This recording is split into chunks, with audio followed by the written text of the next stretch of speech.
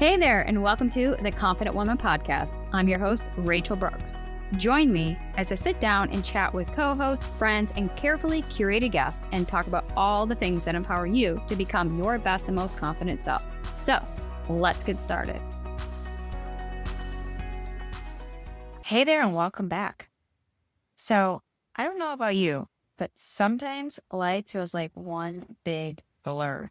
You know, the kind where you're moving fast, doing all the things, but deep down, you know you're running on fumes.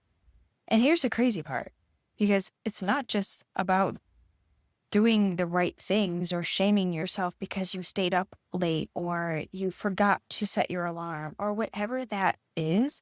Because the truth is, like, you could be doing everything right and still feel exhausted. So if you're anything like me, you've had mornings where you wake up so tired from before the day even starts. You went to bed early, you did all the right things, and you got in your 8 hours, you took your supplements, are diligently working through this priority list of taking care of your health and nutrition and minimizing stress. You're doing ample hydration and movement. You're, again, doing all the right things, right? But yeah, every morning when you open your eyes, you feel like you've been hit by a truck. Like, why? So I know this exhaustion all too well. I mean, believe me, the seasons and transitions that I'm currently in from everything I'm going through with, again, the seasons. I'll just call them that because they're constantly changing. But the seasons of loss, of grief, of caregiving, rebuilding, redefining, running multiple businesses, running behind the scenes, chasing success, proving myself, trying to hold it together on the outside while crumbling on the inside. And if you had asked me how I'm doing, I'd give you the same old response. I'm doing fine. I'm doing fine. One day at a time. But I realized that that was not serving me, and it probably is not serving you either. Because what I have realized is that it wasn't sleep that was the problem. It was the weight of everything that I was carrying. And this is where I want to bring it full circle because, again, a lot of what I share on this podcast is really learned firsthand through my own personal journeys, my lived experiences, through my deep inner work and reflections, and really just a place here that I could share tips and strategies and takeaways and all the things that I personally am going through. Because again, I can never lead from a place I've never been, first of all. So everything and anything I talk about on this podcast, I have firsthand personally experienced it. So it's wild, but again, exhaustion, it's not just physical. It is downright emotional. It is mental. It is spiritual. It's all the stuff you don't talk about because you think you're supposed to be the strong, tough, resilient, confident woman on the outside. But what is happening on the inside? And here is the truth that I'm discovering here is that no amount of sleep can fix the weight of perfectionism. No amount of weight and pressure that you place upon yourself will result to anything other than more exhaustion. No amount of supplements or caffeine will fix your tiredness, the anxieties, depressions, the chaos, the overwhelm, because all of that is internal and it feels like this inner world is spinning and spiraling out of control where you're just desperately trying to make the inner and outer worlds align. But the truth is, you can't out-sleep this pressure. You can't outrun the everyday demands, and you can't hide, even though you want so badly just to curl back up under your blanket, turn off the lights, and close everything and everything. Because we can't. But trust me, I get it. Because honestly, I'm tired.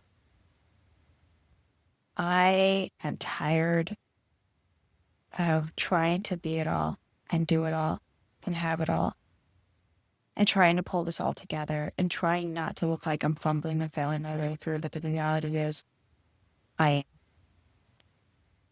And I think that this is something that personally, as I look back at through lines of my life, I realize that the same patterns and the same habits and the same coping mechanism and so much of the sameness is colored in a different package, but it's addressing similar issues. You know what I'm saying here? Like, even though I could speak the things that I have overcome and experienced, but yet the lesson still continues to show up just in a different setting. So when I talk about exhaustion and sleep, there's so much of this because when we're taking on responsibilities, roles, identities, we're putting on additional pressures, expectations, and demands. And maybe with these new transitions and these new titles that we're carrying, we feel that we have to live up to these standards and this performance of perfectionism or excellence because we want to be the best caretaker. We want to be the best partner. We want to be the best business owner, right? We want to be the best versions of ourselves, but at what cost? That's something that I'm really trying to process in real time because as much as these roles and identities that I'm carrying right now are very much important and the prioritization is right there, I'm just wondering how I fit into this equation for the long haul. Because a lot of times we pick up these hats and these roles because that's what we have to do. Like we have to be resilient. Somebody has to step in. Somebody has to do those things. And sometimes that somebody by default is you. And when I say that I'm tired and I genuinely get it, it's because, again, that mindset and that mentality is a former pattern and a form of belief of ours that we have to be the one to show up. And when we show up, we have to be so perfect in those moments, right? I don't know. Maybe this is just something as a standard I set for myself. But anyway, just the thought of trying to push harder and keep hustling and adding so many more layers of what we consider as self-care. Oh, I'm not tired. Maybe I just need to curl up on the couch and read a book. Oh, I'm not tired. Maybe I need to just plow through this exhaustion period. These layers of self-care that we keep telling ourselves are just forms of self-care. I want you to peel that back and address it. And maybe we're just masking that. Let's just think that we're doing the right thing, but indirectly what we're doing could actually be causing more harm than good. So I say all that just because I know our intention there is to feel better, but sometimes the feeling better is actually a disservice. So going back to this exhaustion piece, when we're not in the right frame or mindset is where we can be making sacrificial negotiations on our boundaries and our priorities. And we just think that we're cutting some corners and trimming the edges. But the reality is that every time we cut something, we're taking away from pieces of ourselves that could cost us, again, mental, emotional, spiritual, and physical byproducts of how we're showing up and treating ourselves.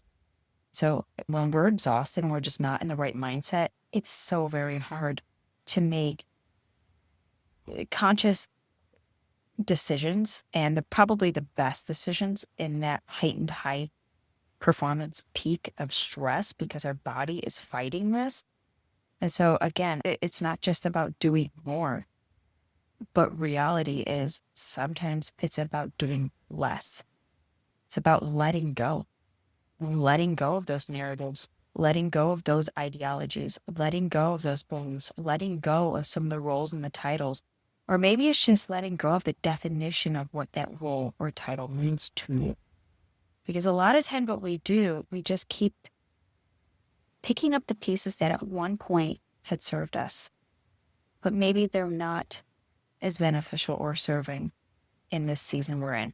And so sometimes we gotta let that stuff go. And so I think for me, the big wake-up call was realizing that my body was just absolutely screaming what my mouth just couldn't even comprehend or let alone find the words to say it. But when I did utter out this sigh and deep breath, it literally came out in the words of saying, I can't keep living like that. Like, how many times have we been at the end of our rope and we've given it all, we've tried it all, we've done the best we can, but then we're just faced with this mirror to mirror reflection that we can't keep doing this. We can't sustain this. This is not what life is supposed to be about. And so when I asked myself that, it prompted a few other questions that got me to another layer in my journey of unraveling this ball of yarn, this tangled ball of everything that is tight and wound up internally, this inner chaos. Because when life gets flipped upside down, there is nothing you can do about it. In addition to saying, I can't keep living like this, I had to ask myself, what am I carrying that isn't mine? And why am I trying to prove it? I can do it all. To who? For what? What is the story that I'm telling myself about rest, about work, about my identity? And where did I learn the traits or attributes or ideas or beliefs or the narrative or these even unspoken expectations? Where did they come from? Was that something that somebody placed upon me that I wore as a badge of honor? Or was that something that I personally promoted myself to, thinking that if I can do it all so perfectly without a wrinkle, without a crack in that smile, without a ruffle in my feathers, then I would win. Then I would be noticed. Then I would be worthy. Right? You see the pattern here. I'm just sharing this stuff in real time, and I'll be honest, like, this is just pages out of my notebook.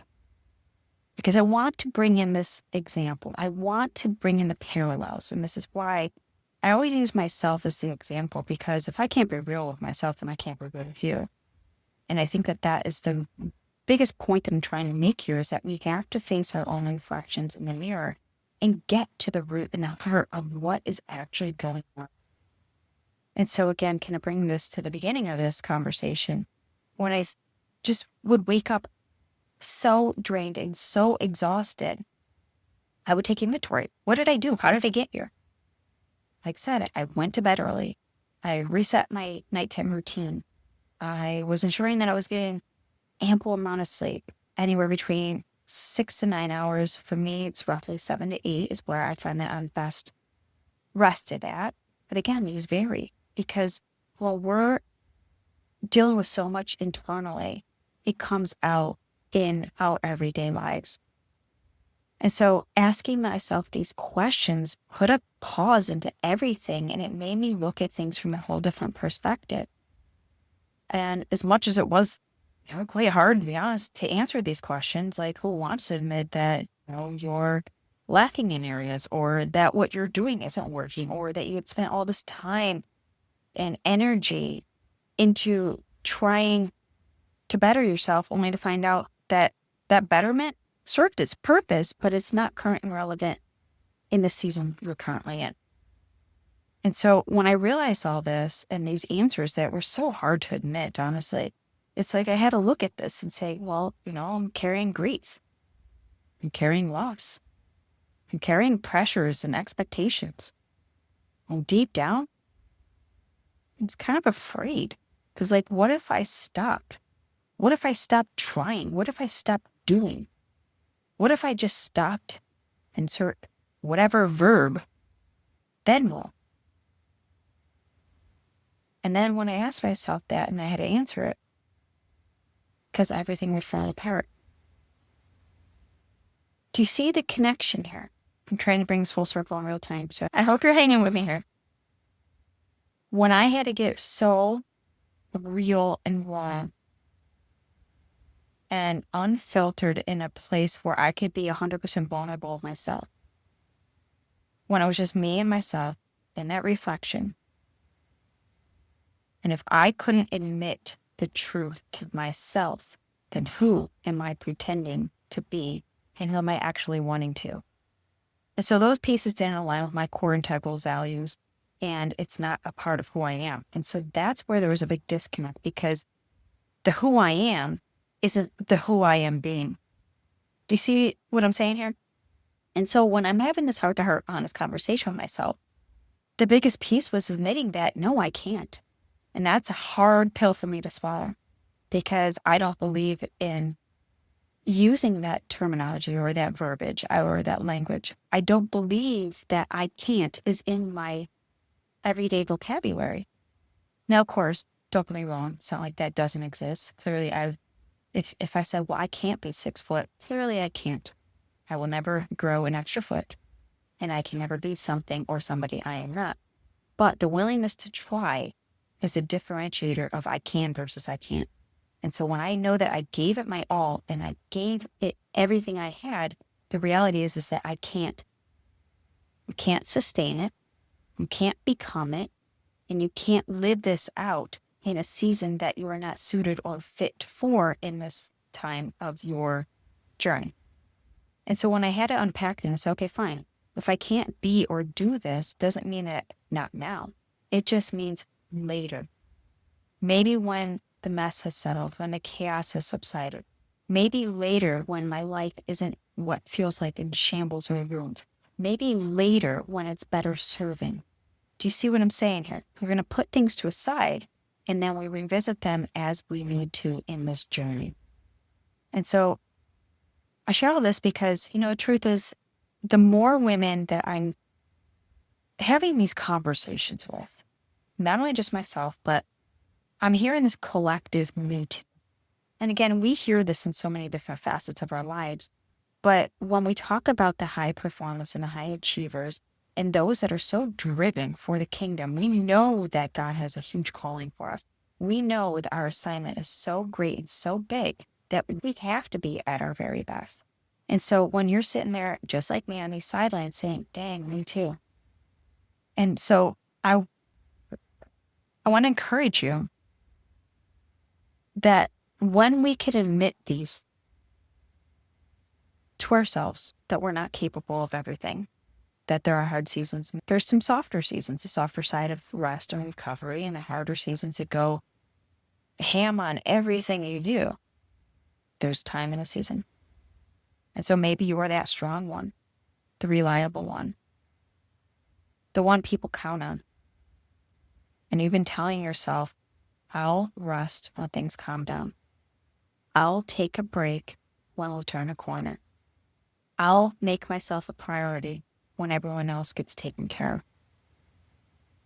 But things never really calm down. We never achieve that next milestone. We never turn the corner, and we never really put ourselves first. It takes sometimes this deep aha reflective moment to say, hey, listen, what I intended or started was meant for the betterment of myself. But here I am, exhausted and just wondering why. Does it even matter? But the truth is, all of it does. You matter. Your motives matter. Your intentions matter. But it's just that tiny little pivot that just says, maybe I've tipped over into more than I can handle, and let's peel the layers back and let some of that stuff go. So again, this isn't just about another Me Too story, because we can Me Too on a lot of things. But the Me Too is the permission to hold that same mirror that I'm holding to myself to you. And give yourself that nod and say, hey, listen, it is what it is. Let's move on. And so I want to leave this episode with something that you can take away, something that's a practical and apply it into your everyday life today. And so here's what's actually helped me. Number 1, start with a small, simple pause. Take 5 minutes. That's it. Just sit in silence. Step outside. Just breathe. Just make sure there's no phone, there's no multitasking, there's no devices or tabs or anything that would take your attention away. And just notice what you're feeling. Notice the sounds, the sights, the feeling on your skin, the smell in the air. And how do you feel? You see, it's really just that simple. And it's so powerful. That's the power of being in the now. I want you to feel in this very present moment, tap into all 5 of your senses and watch your inner world settle. There's a calmness about it. Number 2, name the real weight. Instead of just saying, I'm tired, what does that even mean? Ask yourself, what's draining me? What is making me feel so tired? Name that feeling. Is it the constant overthinking? A conversation that you're avoiding? Or a conversation you already had that you're playing on repeat in your head thinking, should I have said that? Did I make a fool of myself? Did I make a great impression? Does that person like me? So we can have a whole narrative conversation on a conversation that we may or may not have already had. And so the pressure to be everything for everyone, that's taxing. What we got to do is start naming the things, the people, the places, everything that's taken up our time and attention. And when we just look back and give our identities and names to the things, it takes away its power. It takes away that control. And so I want to encourage you to number 3, refill from the inside out. So for me, that means journaling, walking, praying, reminding myself that I don't have to carry it all alone. And for you, it might start with journaling your thoughts or just voice memoing them if you don't like to write. Just grab your phone, turn on the voice memo. And I like to do what I call a verbal dump. I do a written dump sometimes. I do a verbal dump. It just has to come out of you. And so you find an outlet, a medium, that energy that is pent up, those emotions, those thoughts, they're taking up bandwidth.